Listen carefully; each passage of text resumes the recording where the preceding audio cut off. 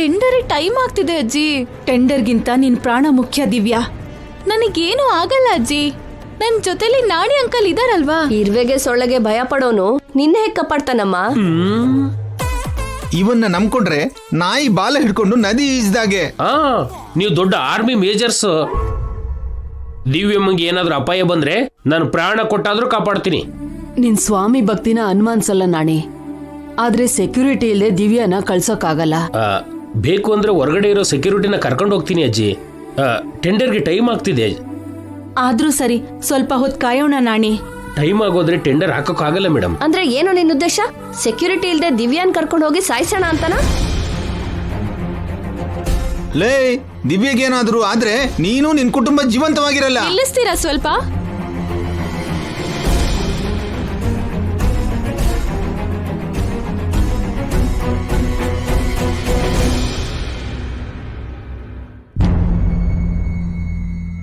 ಬೆಳಗ್ಗೆಯಿಂದ ಎಲ್ಲಿಗೆ ಹೋಗಿದ್ರಿ ನೀವು? ಫೋನ್ ಕೂಡ ಸ್ವಿಚ್ ಆಫ್ ಮಾಡಿದೀರಾ? ಅದು ನೀವು ಸೆಕ್ಯೂರಿಟಿ ಅಂದ್ಕೋತಿದ್ದೀರಾ ಇಲ್ಲ ಮನೆಗೆ ವಾರಸ್ದಾರರು ಅಂದ್ಕೋತಿದ್ದೀರಾ? ಕೆಲ್ಸದ ಮೇಲೆ ಶ್ರದ್ಧೆ ಇಲ್ಲ ಅಂದ್ರೆ ಕೆಲ್ಸ ಯಾಕೆ ಮಾಡ್ಬೇಕು? ಏನ್ರೋ, ಮೇಡಮ್ಗೋಸ್ಕರ ನೀವು ವೇಟ್ ಮಾಡ್ಬೇಕಾ, ನಿಮ್ಗೋಸ್ಕರ ಮೇಡಮ್ ವೇಟ್ ಮಾಡ್ಬೇಕಾ? ಏನ್ ಸರ್, ನೀವೇನೋ ದೊಡ್ಡ ಓನರ್ಸ್ ತರ ಜೋರಾಗಿ ದಬಾಯಿಸ್ತಾ ಇದ್ದೀರಾ?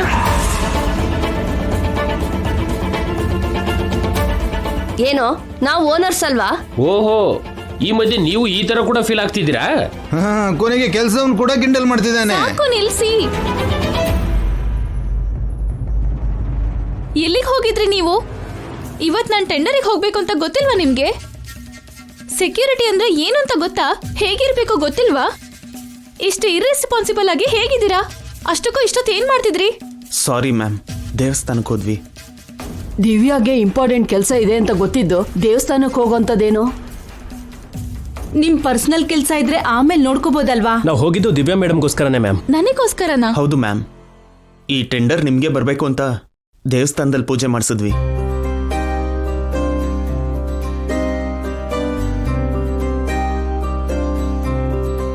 ದಿವ್ಯಗೋಸ್ಕರ ಪೂಜೆ ಮಾಡಿಸಿದಾನೆ ಅಂದ್ರೆ ಇವನೇ ಅಭಿಯಾಗಿರ್ತಾನೆ.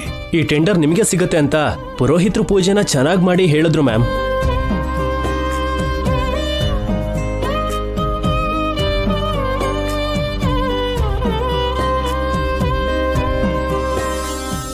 ಇವನ್ ಕೂಡ ಪೂಜೆ ಮಾಡಿಸಿದೀನಿ ಅಂತಿದ್ದಾನೆ. ಇವ್ರಿಬ್ರಲ್ಲಿ ಯಾರಬ್ಬಿ? ದಿವ್ಯಾಗೆ ಸೆಕ್ಯೂರಿಟಿ ಜೊತೆಗೆ ಅವಳ ಭವಿಷ್ಯದ ಬಗ್ಗೆನೂ ಯೋಚನೆ ಮಾಡ್ತಾ ಇದ್ದೀರಾ ಅಂತಾಯ್ತು. ಚೆನ್ನಾಗಿದ್ಯಪ್ಪ. ನೀವೆಲ್ಗೂ ಹೋಗಿದ್ದೀರಂತ ಕೋಪ ಮಾಡ್ಕೊಂಡ್ವಿ. ಒಳ್ಳೆ ಕೆಲಸ ಮಾಡಿದ್ರಿ. ನಮ್ಮ ಅಭಿ ಇದ್ದಿದ್ರೆ ಏನ್ ಮಾಡ್ತಿದ್ರು? ನೀವು ಕೂಡ ಅದನ್ನೇ ಮಾಡಿದೀರಾ.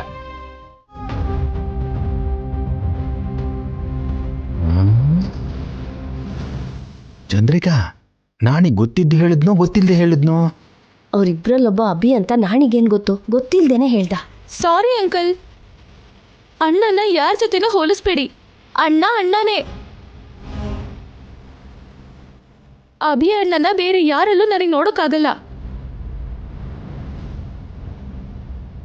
ಅಣ್ಣನೇ ಇದ್ದಿದ್ರೆ ಇವ್ರು ಯಾರೂ ನನಗೆ ಬೇಕಾಗಿರ್ಲಿಲ್ಲ. ಈ ಟೆನ್ಷನ್ಸ್ ಕೂಡ ನನಗಿರ್ತಿರ್ಲಿಲ್ಲ.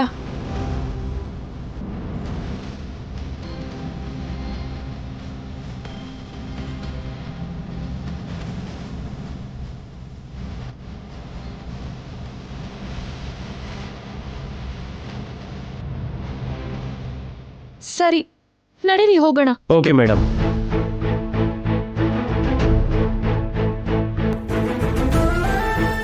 ಸೂರ್ಯವರ್ಧನ್ ಸರ್ ಬಗ್ಗೆ ನೀನ್ ಕೇಳಿದ್ಯಾ ದಿವ್ಯಮ್ಮ? ವಿಕಿಪೀಡಿಯಾದಲ್ಲಿ ಅವ್ರ ಹಿಸ್ಟ್ರಿನೇ ಓದಿದ್ದೀನಿ ಅಂಕಲ್. ಅವರು ಈ ಟೆಂಡರ್ಗೆ ಬರ್ತಿದ್ದಾರೆ ಅಂದ್ರೆ ನಮಗೆ ಈ ಟೆಂಡರ್ ಸಿಗಲ್ಲಮ್ಮ. ಹೋಗ್ಲಿ ಬಿಡಿ ಅಂಕಲ್. ಚಾಣಕ್ಯನಂತ ಕೆಟ್ಟವನಿಗೆ, ಚಿಕ್ಕಮ್ಮನಂತ ಸೆಲ್ಫಿಶ್ಗೆ ಟೆಂಡರ್ ಹೋಗೋ ಬದಲು ಸೂರ್ಯ ಸರ್ ಅಂತ ಒಳ್ಳೆಯವ್ರಿಗೆ ಟೆಂಡರ್ ಸಿಗೋದೇ ಒಳ್ಳೇದಲ್ವಾ? ಅಂದ್ರೆ ಟೆಂಡರ್ ನಮ್ಗೆ ಸಿಗ್ಲಿಲ್ಲ ಅಂದ್ರೆ ನಿಮ್ ಭವಿಷ್ಯ ಪ್ರಶ್ನಾರ್ಥಕ ಆಗುತ್ತಮ್ಮ.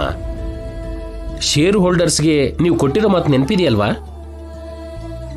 ನಾಳೆ ಟೆಂಡರ್ ನಮಗ್ ಬಂದ್ರೆ ನಾನು ಈ ಕಂಪನಿಗೆ ಚೇರ್ಮನ್. ಬರ್ಲಿಲ್ಲ ಅಂದ್ರೆ ನೀವೇನ್ ಹೇಳಿದ್ರು ಮಾಡ್ತೀನಿ. ನೆನ್ಪಿದೆ ಅಂಕಲ್. ಮತ್ತೆ ಟೆಂಡರ್ ಬರ್ಲಿಲ್ಲ ಅಂದ್ರೆ ಹೇಗಮ್ಮ? ಟೆಂಡರ್ ಇನ್ನು ಸ್ಟಾರ್ಟ್ ಆಗಿಲ್ವಲ್ಲ ಅಂಕಲ್. ಸೂರ್ಯ ಸರ್ ಟೆಂಡರ್ಗೆ ಬರ್ತಿದ್ದಾರೆ ಅಲ್ವನಮ್ಮ? ಬರ್ಲಿ ಬಿಡಿ.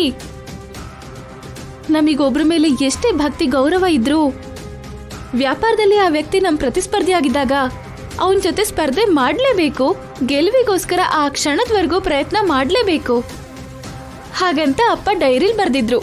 ಹಾಗೆ ನಾನು ಸೂರ್ಯ ಸರ್ ಜೊತೆ ಸ್ಪರ್ಧೆ ಮಾಡ್ತೀನಿ. ಶತ್ರು ಒಳ್ಳೆಯವನಾಗಿದ್ರು ಕೆಟ್ಟವನಾಗಿದ್ರು ಪ್ರೀತಿಸ್ಬೇಕು ಅಂತ ಅಮ್ಮ ನಿರೂಪಿಸಿದ್ಲು. ಪ್ರೀತಿಸಿದ ಜಾಗದಲ್ಲಿ ಗೆಲುವು ಬಿಟ್ರೆ ಸೋಲ್ ಅನ್ನೋದು ಇರೋದಿಲ್ಲ ಅಂತ ಅವಳ ಜೀವನ ಹೇಳ್ತು. ಈ ಸ್ಪರ್ಧೆಲಿ ನಮ್ಮಪ್ಪ ಅಮ್ಮನೇ ನನಗ್ ಸ್ಫೂರ್ತಿ. ಇನ್ನು ಸೋಲು ಗೆಲುವು ಅಂತ ಬಂದ್ರೆ ಅದು ದೈವ ನಿರ್ಣಯ. ಸೂರ್ಯ ಸರ್ಗೆ ಗೆಲುವು ಬಿಟ್ರೆ ಸೋಲು ಇಲ್ಲಮ್ಮ.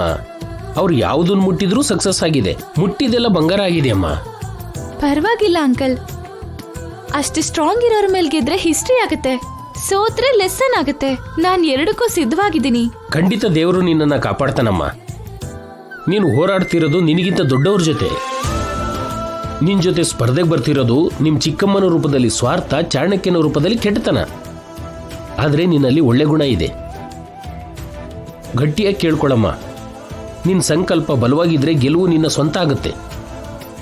ಯಾರಿಗ್ ಗೊತ್ತು, ಅಷ್ಟು ಎತ್ತರದಲ್ಲಿರೋ ಆ ಎವರೆಸ್ಟ್ ನಿನಗೆ ಸಿಗ್ಬೋದೇನೋ.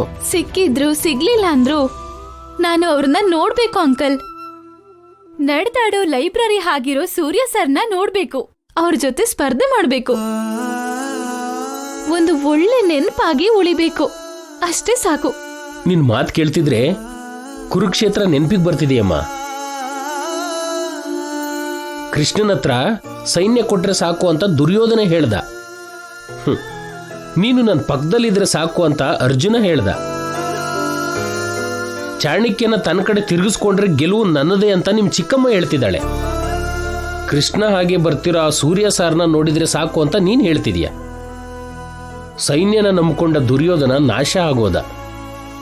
ಕೃಷ್ಣ ನಡೆಸಿದ ಅರ್ಜುನ ರಾಜ ಆದ.